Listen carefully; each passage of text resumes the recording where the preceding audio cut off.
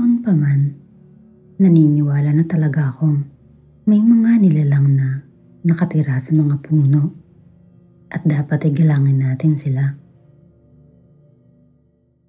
Pumunta kami noon sa Coron, Palawan. Ako, yung boyfriend kong si Oliver, yung best friend kong si Marie, at yung boyfriend niyang si Johnson. 4 na araw lang kami sa Coron at pagkatapos ay pupunta naman sa El Nido. Sa Coron, nakabook kami noon sa isang travel lodge na hindi ko na lang po babanggitin ang pangalan. Pagdating namin sa lodge, nagustuhan ko naman yung lugar. Pero ang una kong napansin doon ay yung mga key holders na ibinigay sa amin. Medyo kakaiba kasi ang mga disenyo nito. Parang hugis ng mga anito. Hinayaan lang namin kasi baka yun lang yung gustong tema ng lodge na yun. Pinakita na sa amin yung mga kwarto at nagayos na kami ng gamit. Nag-ikot-ikot kami sa lodge at dun sa halos tabi lang ng kwarto namin ay may isang napakalaking puno ng langka. Si Johnson ay vegan at puro prutas at gulay lang halos ang kinakain niya. Foreigners po pala si Oliver at Johnson. Na-curious siguro si Johnson sa langka at mukhang hindi pa siya nakakatikim noon. Kaya nung makita niya yung mga kumpol-kumpol na mga bunga ng langka, ay gustong-gusto niyang akyatin yung puno para kumuha. Ang ginawa namin, may kinausap kaming staff ng lodge para magpaalam kung pwede kaming kumuha ng langka dun sa puno. Nasa bakuran kasi yun ng lodge at mga guests naman kami, kaya nagpakasakali kami. Pumayag naman yung staff at ayun, kumuha nga si Johnson ng isang bunga at nilagay muna sa kwarto nila. Pagkatapos, umalis na kami sa lodge para mag-island hopping na. Kinagabihan, umuwi na kami sa lodge. Nainggit ako dun sa langka na kinuha ni Johnson, kaya sabi ko kay Oliver, kuha din kami ng langka para matikman niya din. Gaya ng sabi ko, foreigner din yung boyfriend ko at bihira din siya makakain nun. Kumuha naman siya at iginilid lang din muna namin sa kwarto namin. Nung sumunod na araw, nagdesisyon kami ni Oliver na huwag na sumama sa tour. Free diving kasi yun at hindi naman ako marunong mag-dive. Kaya ayun, nagpaiwan na lang kami sa lodge. Mga bandang 3:00 ng hapon, bigla na lang sumakit ang tiyan ni Oliver at makalipas ng ilang oras ay nilagnat na siya. Pabalik-balik siya noon sa banyo tapos biglang ginaw na ginaw ang pakiramdam niya. Habang inaalalayan ko siya, napansin ko na nakatingin siya dun sa relos niya na nakalapag sa mesa katabi ng kama namin. Hindi naman siya kalayuan. Nakatitig lang si Oliver dun. Para akong kinilabutan kaya tinanong ko siya bakit siya dun nakatitig. Ang sabi niya naman, may nakikita daw siya sa refleksyon ng relos. Parang may mga anino daw na umiikot-ikot sa kwarto namin.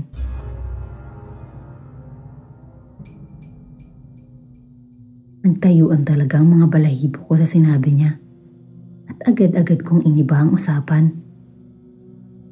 Makikita ko pa naman yung mga hugis anito na key holders sa tabi ng relos niya, kaya mas lalo akong kinabahan. Maya-maya lang, dumating na yung sundo namin para sa Firefly Dinner.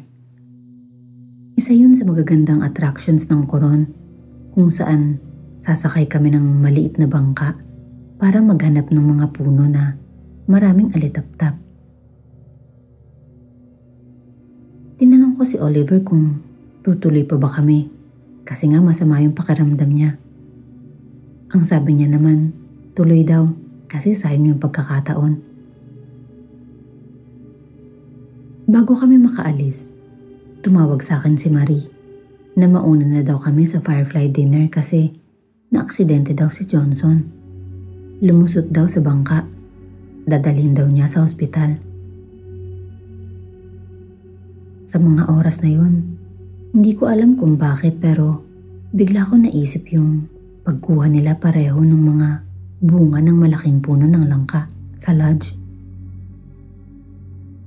Hindi ako mapakali noon kaya tinawagan ko ulit si Marie para sabihin na hindi kaya may nagambala kami sa puno. Kaya bigla na lang may masamang nangyayari sa dalawa.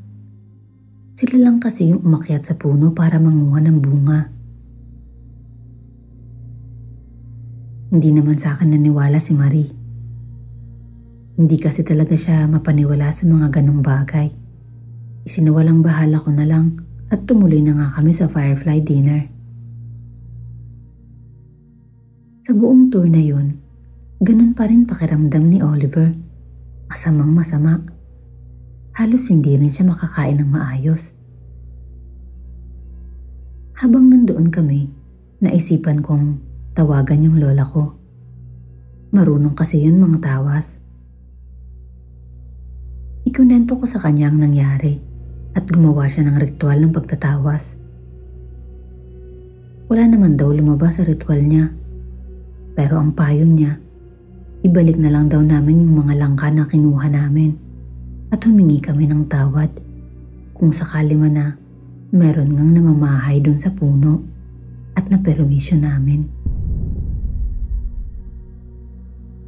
Pagkatapos ng tour, umuwi kaagad kami sa lodge. Tinawagan ko ulit si Marie para sabihin na ibabalik na lang namin ni Oliver yung langka. Total hindi pa naman namin nabubuksan at wala namang mawawala kung gagawin namin. Binalik nga namin yung langka sa puno. Inilagay lang namin sa gilid at humingi kami ng patawad. Pero nung buong gabing yun, takot na takot talaga ako. Hindi ako makatulog kasi sobrang sama ng pakiramdam ni Oliver. Pero ayaw niya naman magpa-doktor. Paulit-ulit niyang sinasabi sa akin na tulungan ko daw siya. Mga alauna ng madaling araw, napilitan akong lumabas ng kwarto para kumuha ng tubig ni Oliver. Naubusan kasi siya. Walang ilaw sa lodge. Buti na lang may staff na gising pa kaya nagpasama ako para kumuha ng tubig.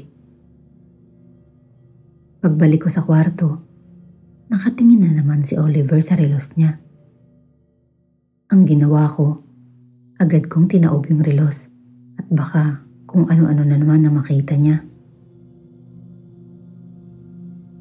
Mga 3:00 ng madaling araw, nakatulog na sa wakas si Oliver. Nakatulog na din ako.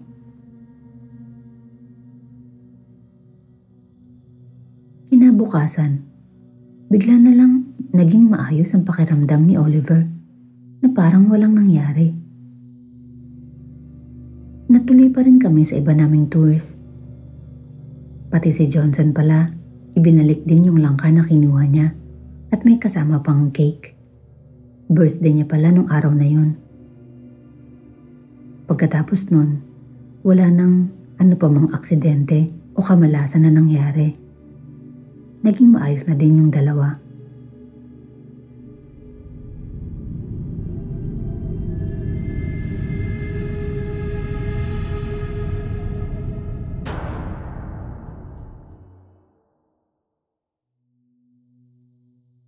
Meron akong bracelet na gawa sa kahoy at lubid. Nagtagal sa akin ng 13 taon. Iniregalo yun sa akin ng pinsan ko nung mag-graduate ako ng college. Hindi ko alam kung saan eksakto niyang nabili. Pero sabi niya, binili niya daw sa isang street vendor sa Davao City. Hindi ako naniniwala sa anting-anting. Pero Napaniwala akong swerte talaga yung bracelet na yun sa akin. Naaalala ko noon, kapag nalulungkot ako, kinakausap ko yung bracelet na yun. Hindi ko nga ba alam kailan ko sinimulang gawin yun. Basta parang nag-share lang ako ng pinagdadaanan ko. Minsan, nagsasabi lang ako ng sana umulan, sana huminto na yung ulan, sana may dumating na taxi o tricycle, sana pumayag si ganito, si ganyan, sana tumawag si mama, sana makabili ako sa ganito, at kung ano-ano pang sana. Hindi naman sa talagang humihiling ako. Parang wala lang naman sa akin yung ganun. Pero napansin ko, madalas talaga nagkakatotoo ang sinasabi ko. Pero iniisip ko na lang baka nagkataon lang. Pinapahalagahan ko yung bracelet na yun, kaya lagi ko yun suot-suot. Naalis ko lang kapag maliligo, kasi ayokong masira kaagad. Inaalis ko din kapag may formal o semi-formal na events.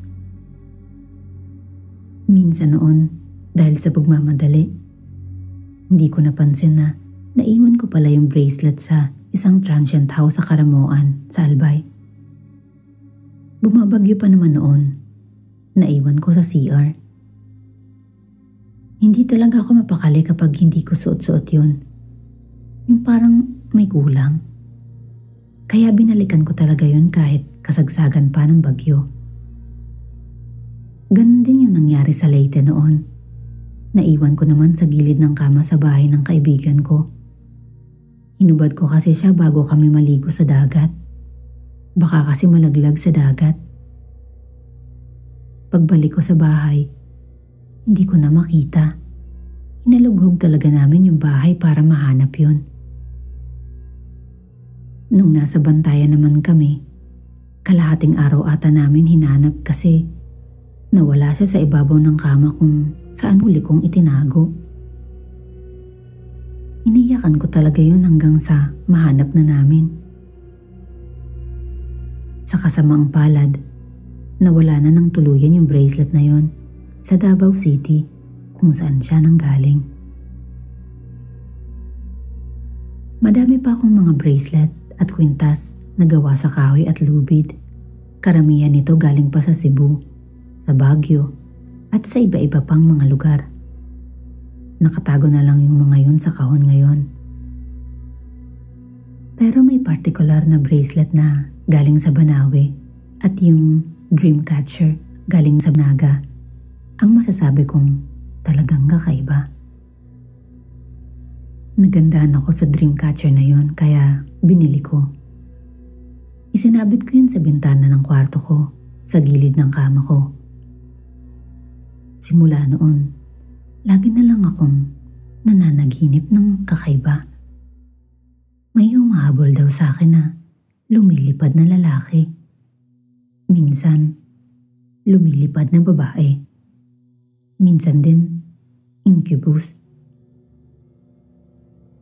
Nung tumagal, napansin kong unti-unting nasisira yung Dreamcatcher. Natatanggal yung mga lubid nito o bigla na lang napuputol. Hanggang sa itinapon ko na kasi hindi na maganda ang itsura. Naikwento ko yung tungkol sa Dreamcatcher at sa mga panaginip ko sa isa kong kaibigan.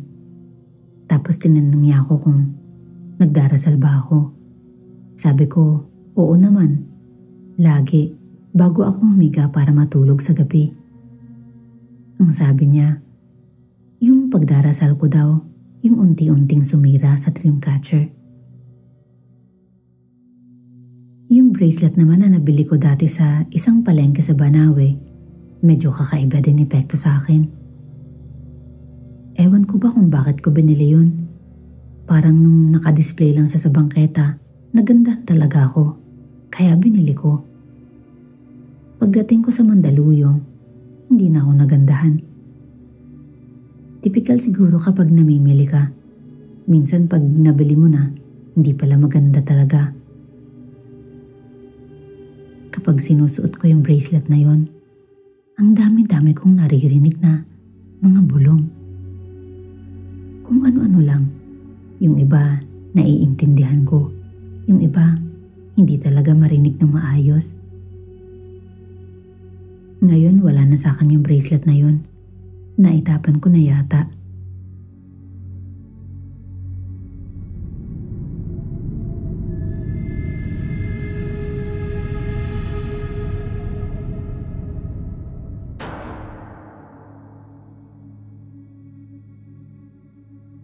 Nangyari ito taong 1990. Nung mga panahon na yun, napakarami pang bakanting lote sa maraming lugar sa Lipa City. Kahit matagal na ito nangyari, hindi ko na lang po babangkitin yung eksaktong lugar. Nakatira kami noon sa isang subdivision.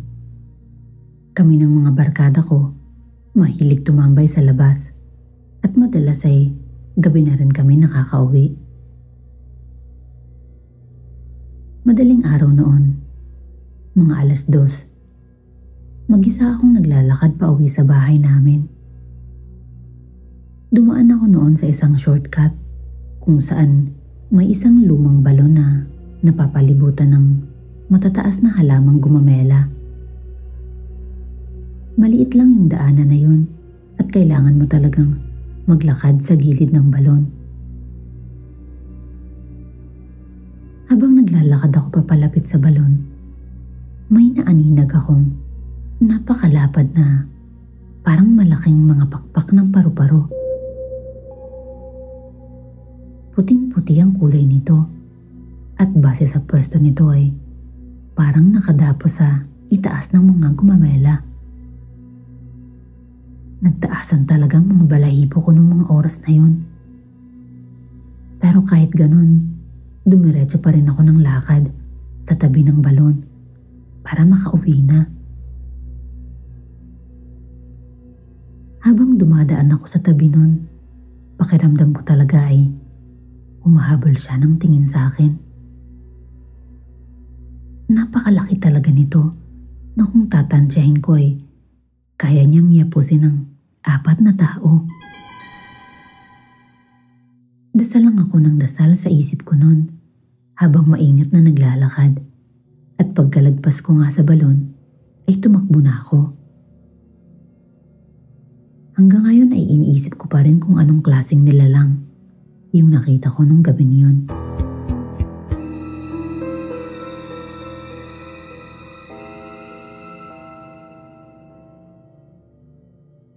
Maraming salamat sa inyong pakikinig. Meron din ba kayong mga nakakatakot na karanasan o mga kwentong hindi pangkaraniwan? Magbahagi ng inyong kwento at ipadala sa akin sa philippinetales@gmail.com o sa ating Philippine Tales Facebook page. Gusto ko rin mabasa ang mga kwento nyo. Hanggang sa muli.